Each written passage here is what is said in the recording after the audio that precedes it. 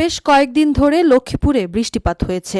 জলাবদ্ধ হয়ে পড়েছে আমনের বীজতলা। দীর্ঘদিন জলাবদ্ধ থাকায় নষ্ট হয়ে গেছে বেশিরভাগ চারা। মৌসুমের প্রায় শেষের দিকে থাকায় নতুন করে বীজতলা তৈরি করাও প্রায় অসম্ভব, কারণ তাতে খরচ বাড়বে। আবার চারা কিনে ধান চাষ করলেও খরচ বাড়বে। সব মিলিয়ে চলতি মৌসুমে আমন আবাদ নিয়ে অনেকটা শঙ্কায় পড়েছেন চাষিরা। তবে এ ক্ষতি আমন আবাদে তেমন প্রভাব ফেলবে না বলে দাবি কৃষি বিভাগের। স্বল্প সময়ে উন্নত জাতের বীজতলা তৈরি করে পুনরায় রোপণের উপযোগী চারা পাওয়া সম্ভব। কৃষকরা জানান 15 থেকে 20 পর্যন্ত প্রতিদিনই থেমে থেমে বৃষ্টি হয়েছে। আশেপাশের পুকুর, খাল, বিল ও নালা বৃষ্টির পানিতে ভরাট হয়ে আছে। পানি নামতে না পারায় অধিকাংশ চারা পচে গেছে। নতুন করে বীজতলা তৈরির সময় না থাকায় এবার আমনের আবাদ নিয়ে শঙ্কায় আছেন তারা। আমি আপনার 50 কেজি 2 একর জমিনে রুপি, বুঝলেন। এখন টানা পানি আমরা 15 দিন পর্যন্ত আমরা জ্বালাগুলো সব পৌঁছে গেছে।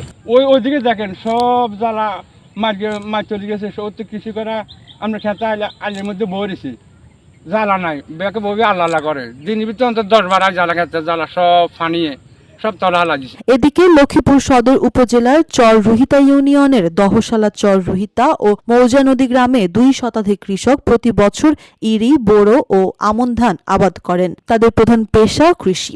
এবারও সময় মতো আমনের বীজতলা করেছেন চাষিরা, কিন্তু 2 সপ্তাহের বৃষ্টি তাদের সর্বনাশ ডেকে এনেছে। হাঁটু পানিতে ডুবে আছে অধিকাংশ বীজতলা। চারদিকের নদী, খাল, বিল ও পুকুর ভরাট হয়ে যাওয়ায় বীজতলার পানি না সরায় নষ্ট হয়ে গেছে চারা। নির্ধারিত সময় জ্বালাটা ফলাইছি, ওই নির্ধারিত সময় আমরা রোপণ করবো সম্পত্তি জমিনগুলি। এখন এরই মাঝে মনে করেন টানা 15 দিনের বৃষ্টিতে আমাদের এত একটা ক্ষয়ক্ষতি হয়ে গেছে। তবে আমরা আর এই বিচার থেকে আনবো বা কিভাবে, এখানে তো আর আমরা খুব দুর্ভিক্ষিত আছি, জনগণেরা খুব কষ্টের মাঝে আছি। টানা বৃষ্টি একানি জমিতে আমার ফসল নষ্ট হয়ে গেছে। ধান হালাইছি, জ্বালা হালা বইয়েছি।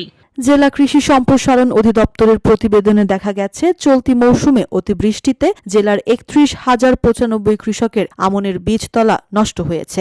লক্ষ্মীপুর কৃষি সম্প্রসারণ অধিদপ্তরের উপপরিচালক সোহেল মোহাম্মদ শামসুদ্দিন ফিরোজ বণিক বার্তাকে বলেন, টানা বৃষ্টিতে বীজতলার এ ক্ষতি আমন উৎপাদনের লক্ষ্যমাত্রায় প্রভাব ফেলবে না। কৃষি বিভাগের পক্ষ থেকে ক্ষতি নিরূপণ করা হয়েছে। পানি নেমে গেলে চারা গাছ ঠিক হয়ে যাবে। চলতি মৌসুমে আমনের চাহিদার তুলনায় 115% বেশি বীজতলা করা হয়েছে। এতে ক্ষতি 15%-এর বেশি হবে না। আমাদের রূপা আমন ধানের যে লক্ষ্যমাত্রা দেওয়া হয়েছিল, আমাদের বীজতলা ইতিমধ্যে তার চেয়ে আমরা বেশি করতে পেরেছি। আমরা 115% বীজতলা আমাদের অর্জন হয়েছে। তো আমরা এই ব্যাপারে এখানে আমাদের ফেনীতে একটা আমাদের সোনাগাঁও স্টেশন আছে, কথা বলেছি। তো তারা আমাদেরকে লিখিত দিতে বলেছে, তারা যদি বীজ সংগ্রহ করতে পারে তাহলে আমরা কিছু বীজ তারা পাবো। তো আমরা দ্রুত তাদেরকে আমরা লিখবো, আবার লিখে আমরা কিছু বীজ আনার ব্যবস্থা করার জন্য চেষ্টা করছি। যদি এটাও তারা কৃষককে দিতে পারি, তো কৃষক আশা করা যায় এটা দিয়ে তারা ধান লাগাতে পারবে। জেলা প্রশাসক সুরাইয়া জাহান জানিয়েছেন, কয়েকদিনের বৃষ্টিতে আমনের বীজতলা সহ কৃষি খাতে ব্যাপক ক্ষতি হয়েছে। বিষয়টি রামগতি, কমলনগর, রামগঞ্জ, রায়পুর সহ সদর উপজেলার নির্বাহী কর্মকর্তাদের জানানো হয়েছে। তবে ক্ষয়ক্ষতির প্রতিবেদন কৃষি বিভাগ থেকে এখনো তাদের হাতে আসেনি।